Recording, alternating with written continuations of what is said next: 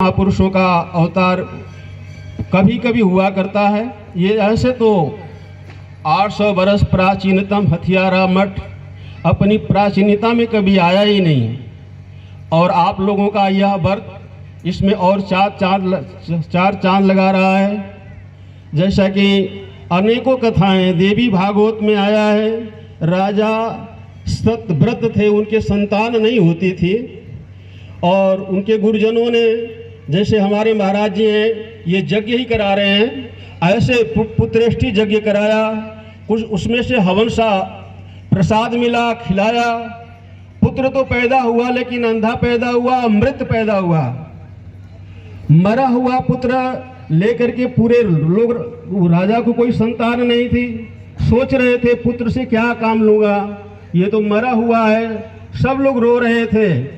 राजा जंगल में ले जाके दफनाने के लिए पुत्र को गोद में उठा के पहुँचे और पुत्र को रख करके विलाप कर रहे थे। उसी समय माँ का एक तेज रूप प्रादुर्भाव षष्ठी रूप में वहाँ प्रकट होती है। माँ राजा सतव्रत को कहती है, ये तो मरा हुआ है और मनुष्य अपने कर्म के अनुसार जन्म पाता है और मृत्यु भी उसके कर्म के अनुसार निश्चित है, क्यों शोक कर रहे हो। राजा विलाप करते हुए माँ की आराधना अर्चना पूरा वंदन किया, नमस्कार किया। माँ प्रसन्न हो गई, पुत्र जीवित हो गया। बोलिए षष्ठी मैया की। षष्ठी माता की कृपा से राजा सतव्रत का जो अंधा मरा हुआ पुत्र था, माताओं जीवित हो गया। माताओं में बहुत शक्ति है। माताएं चाहे तो यमराज को परास्त कर सकती हैं, माताएं चाहे तो अपनी शक्ति के द्वारा मृत पुत्र को भी जिंदा कर सकती हैं। ऐसा पुरुष में कम देखा जाता है, परंतु माताओं में अपार शक्ति भरा हुआ है। प्राय हथियाराम गांव में 1-2 महिलाएं व्रत करती थीं। आज इस मठ के प्रांगण में इतनी माताएं आई हैं और सर्वम देवी जगत के अनुसार से सारी माताएं ही माताएं हैं। और लग रहा है आने वाले समय में 2-4 वर्ष में तो लगता है जब आपका ये सरोवर पवित्र और अपने स्वरूप में होने वाला है। अगले वर्ष आपको ये चमकता हुआ ये सरोवर मिलेगा नहाने के लिए, उसमें मिट्टी नहीं दिखेगी। ऐसा पावनता गुरुजनों की कृपा से ये बनने वाला है जो आपको कहीं देखने को शायद कहीं मिलेगा। अपने आप में या मठ की शोभा को बढ़ाते हुए और आपके जल को, उस पवित्र जल में स्नान करेंगे। आप धन्य हैं और आपके वह पुत्र धन्य हैं जिनके लिए आप व्रत करती हैं। पुत्रों को भी चाहिए कि माता का नमस्कार करना चाहिए, माँ का सत्कार करना चाहिए। माताएं इतनी घोर तपस्या करती हैं। अभी पुत्र जीव का व्रत किया है, पुत्र भले न कुछ करे माँ के लिए, तपस्या करके जीवन पुत्र का व्रत किया है। और ये षष्ठी का व्रत सतव्रत राजा के पुत्र को जीवित करने का एक प्रमाण है। और जब माँ उस बच्चे को लेके जाने लगी, राजा रोने लगे और बच्चे को पुनः वापस कर दिया। तब से माँ ने कहा कि आप अपने राज्य में षष्ठी व्रत का ये प्रचार प्रसार करो और षष्ठी व्रत कराओ, तो कोई भी स्त्री बंध्या नहीं रहेगी, सबको पुत्र पैदा होगा। तो ये केवल पुत्रवती माताओं के लिए ही नहीं है, जिनकी संतान नहीं है उनको भी इस व्रत को करना चाहिए और तीसरे वर्ष में उनको जरूर संतान प्राप्त हो जाएगा। ये बुढ़िया माई का कृपा है और माँ के स्वरूप में ये माँ साक्षात आप लोग विराजमान है। इसलिए इस व्रत को केवल पुत्रवती माताओं के लिए ही नहीं है, जो माताएं रो रही हैं, इधर उधर भटक रही हैं, वह भी इस व्रत को आकर के करें और उनको 3 वर्ष में, नहीं तो पहले वर्ष में लाभ हो जाएगा, नहीं तो तीसरे वर्ष में उनको सत्पुत्र की प्राप्ति जरूर होगी। यह अकाट्य है, शास्त्र प्रमाण है। इसीलिए हम लोग सोचते हैं ये केवल जिनके पुत्र हैं उन्हीं के लिए, ऐसा नहीं है। जिनके पुत्र नहीं है उनको भी इस व्रत को करना चाहिए। ब्याह के लिए धन के, अभी महाराज जी बता रहे थे, ये धन भी देते हैं। ये सूर्य भगवान क्या है, कहते हैं पुत्र हमारा नेत्र है और सूर्य भगवान ही हमारे नेत्र हैं। अगर सूर्य नहीं रहेंगे तो हमको दिखलाई नहीं पड़ेगा। हमारे नेत्रों में जो भी प्रकाश है वो सूर्य की रोशनी से चार्ज होता है और रात दिन उसे हम देखते हैं। यह प्रकाश अपना नहीं है, हमारे शरीर का नहीं है, यह सूर्य का प्रकाश है जिसके प्रकाश से हम देखते हैं। और ये हवा के द्वारा जो कर्ण में सारे देवता लोग हमारे पास में हैं, कोई घूमने की जरूरत नहीं है। हवा है, तेज है, जल है, पृथ्वी है, सारी शक्तियां तो हमारे पास में है, लेकिन प्रमाद उन शक्तियों में नहीं है। न हवा में आलस्य है, न धरा में आलस्य है, न जल में आलस्य है, न पवन। सब लोग अपने अपने समय से, न सूर्य में आलस्य है। सूर्य अपने निश्चित समय से जो उनको निर्धारित कर दिया गया है, ब्रह्मा के इस नियम के अनुसार वो उदित भी होते हैं, उन्हीं के अनुसार अस्त भी होते हैं। वो विश्राम नहीं करते हैं। अगर विश्राम कर लें तो सारा काम चौपट हो जाएगा, सारा देश नष्ट हो जाएगा। इसीलिए माताओं, आपसे निवेदन है, आप अपने बच्चों को संस्कार दें, छोटे पर से नमस्कार कराएं। जिनके लिए व्रत कर रही हैं, कुपुत्रो जाए तो क्वचित अपनी कुमाता न भवती। हमारी बुढ़िया माई के यहाँ रोज प्रार्थना होता है, माता कुमाता नहीं हो सकती है, भले पुत्र कुपुत्र हो सकता है। इसीलिए पुत्रों को आपको बचपन से ही उनको कथा प्रवचन, धर्म अनुष्ठान, जग इत्यादि अच्छे बातों को, अच्छे चीज़ों को पढ़ाना लिखाना और संस्कार वही देना चाहिए कि प्रातः काल उठ के गुरु रघुनाथा मात पिता गुरु नाम ही माथा। राम राम ऐसे नहीं बने। माँ के आशीर्वाद से, पिता के आशीर्वाद से, गुरु के आशीर्वाद से मानव भी भगवान बन जाता है। ऐसे भगवान राम प्रातः काल उठ करके अपने माता का, पिता का, गुरुजनों का, अपने तीर्थों का, अपने पुरोहितों का, अपने मठ मंदिरों का, अपने देवताओं का, आराध्य देवता उनके भगवान सूर्य हैं। इनका दूसरा नाम आदित्य है। अदिति माता से उत्पन्न हुए हैं, इसीलिए इनका नाम आदित्य भी पड़ा है। माता अदिति बहुत धार्मिक थी। 2 बहनें थी, एक से देवता पैदा हुए, एक से राक्षस पैदा हुए। उसी में से देवता के माँ है अदिति, इसीलिए इनका नाम आदित्य हो गया है। और आदित्य भगवान को हम लोग सूर्य को नमस्कार करते हैं, उनका वंदन करते हैं। जो भी मांगेंगे वह निश्चित मिलेगा। और आपका ये पवित्र व्रत, आपका अभिनंदन वंदन इस पावन परिसर में करते हुए समयाभाव के कारण बार बार आपका स्वागत है। बड़े उत्साह के साथ में महाराज श्री के बनाए हुए इस पावन सरोवर में आप स्नान करें। ऋषियों के आपका कई लाभ हो रहा है। एक तो ये पवित्र मठ अपने आप में है, माँ की छत्र छाया है, शिव के गोद में स्थापित हुआ सरोवर है, गुरु जी के द्वारा बनाया हुआ वो सरोवर, पवित्र जल और बट वृक्ष लिखा है शास्त्र में, देवी भागवत में। अगर जहाँ पर आप माताएं स्नान करती हैं वहाँ बट वृक्ष होना चाहिए। बिना कहे आपके लिए बट वृक्ष लगा हुआ है।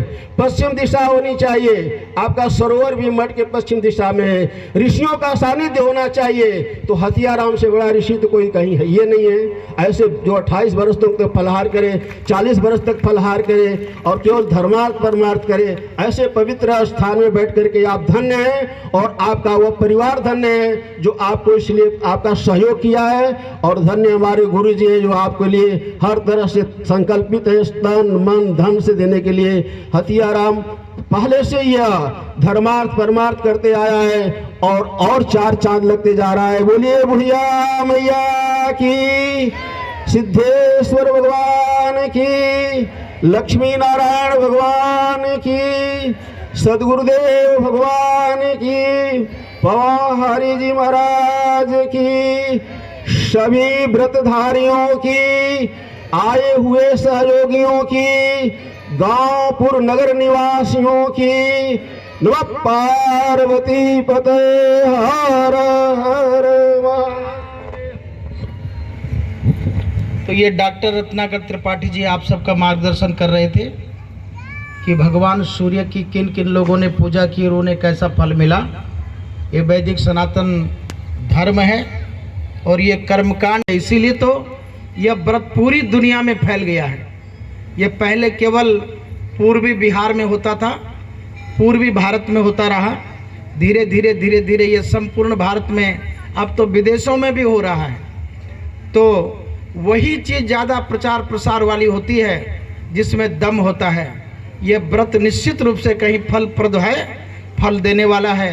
तो हम सब लोग मिल करके, आप सब माताओं का और देवियों का, जो लोग इस व्रत को करने के लिए अपने अपने घरों से बहुत ही भगवान की पूजा के लिए ऐसे सज धज कर, सार सामग्री लेकर, अपना दौरी लेकर, अपने सारे संपूर्ण साजोबाज के साथ में आप सूर्य भगवान की पूजा के लिए उपस्थित हुए हैं। निश्चित रूप से मुझे बहुत प्रसन्नता है कि आज विशेष रूप से ग्राम सभा हथियाराम कि तमाम माताएं, पहली बार में जब हम लोगों ने 7 वर्ष पहले किया था तो 25-30 लोग थे, और आज मुझे बड़ी प्रसन्नता है 160 से 65 तक लोग इस बार भाग ले रहे हैं। और आपके तप के प्रभाव से जो लोग ये सोचते होंगे कि क्या होता है इस व्रत को करने से, तो हमें समझाना बहुत कठिन है कि इससे क्या होता है।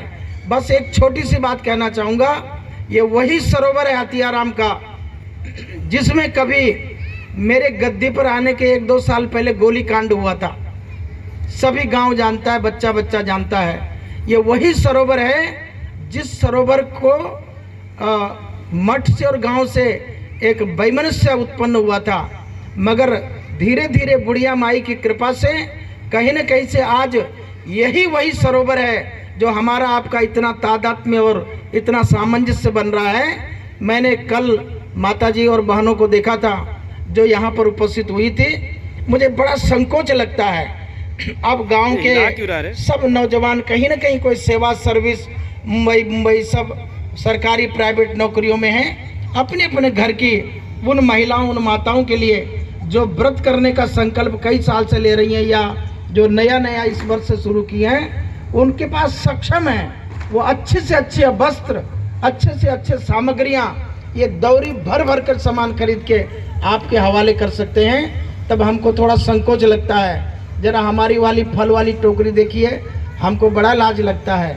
अगले साल कोशिश करेंगे इसको थोड़ा ज़्यादा फल डाल के भरेंगे, परंतु फिर भी ये हमारी श्रद्धा है, हमारी निष्ठा है।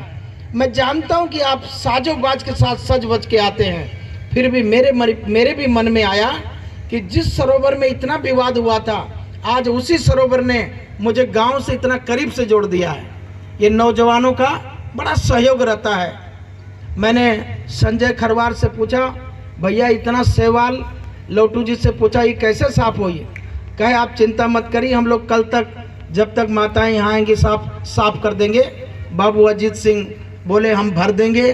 गांव के नौजवान, सेवक, प्रधान सब लग करके आखिरकार समथिंग बेटर देन नथिंग। बहुत स्वर्ग तो नहीं बना सके, पर विश्वास करिएगा आप जिस जल में खड़ी होंगी वो गंदा जल नहीं, वो गंगा जल बन गया है। इतनी शुद्धता, चूना डालकर, गंगा जल डालकर, गुलाब जल डालकर, गुलाब की पखुड़ी, दिया जलाकर उसे शुद्ध किया गया है। और एक आखिरी बात, क्योंकि समय हो चुका है और मैं नहीं चाहता कि हम हमारी जो मेन मुख्य पूजा है उससे हम इधर उधर हो जाएं, तो समय से सरोवर में सबको अपनी अपनी जगह लेना है। और कल सवेरे लगभग मेरे हिसाब से आप 4:30 बजे के लगभग, उससे पहले आने का कोई औचित्य इसलिए नहीं है क्योंकि सूर्योदय बहुत विलंब से होता है। तो 4:30 बजे के बाद से ही आप सब सरोवर में उपस्थित होइएगा। अपने अपने घरों से 2-2, 4-4 दिया ले आइएगा। ये 100-200 माताएं हैं और 4-4 दिया जलाएंगे तो 400-600 दिया हो जाएगा। तो ये सरोवर जगमगा उठेगा। ये लक्ष्मी का द्योतक है, ये धन का द्योतक है, ये सुख का द्योतक है। लोग मुझसे पूछते हैं, बाबा जी हम देख रहे हैं 5-7 वर्ष से आप भी महिलाओं के साथ में छठ व्रत में लग गए हैं। मैंने कहा हाँ। बोले इससे क्या होगा? तो सब कान खोल के सुन लो। जिस दिन हमने यहाँ पर उसी गढ़ई की बात कर रहा हूँ जिसमें कभी 20 साल पहले हथियाराम मठ से गांव का विवाद हुआ था, आज देखिए इन माताओं के उसमें नहाने से, अर्घ देने से, उस पोखरी से जुड़ने से कहीं ना कहीं अगर फल नहीं मिलता तो फिर सरकार ने अभी इसी वर्ष 2 करोड़ रुपया उस सरोवर को बनाने के लिए दे दिया है। और इस साल हमारे नौजवानों ने, हमारे गांव के युवाओं ने बड़ी मेहनत की है। विश्वास करिएगा आपकी मेहनत सफल होगी। आपकी गांव की माँ बहनें बड़ी इज्जत से सरोवर में, गर्व होगा उन्हें नहाते समय कि हमारे गांव में भी इतना सुंदर सरोवर बन गया है। मेरी प्रतिज्ञा है, कोई जीवन का निश्चित नहीं है। हम लोग यहाँ रजिस्ट्री करा के नहीं आते हैं, न जाने कब यहाँ से चले जाएं, मगर हथियाराम के गांव के बीच में वही सरोवर जो विवाद का कारण बना था, उसी को मठ से प्रेम का कारण बना के जाएंगे और इतना सुंदर सरोवर बनाएंगे, आपको नहाने में आनंद आएगा।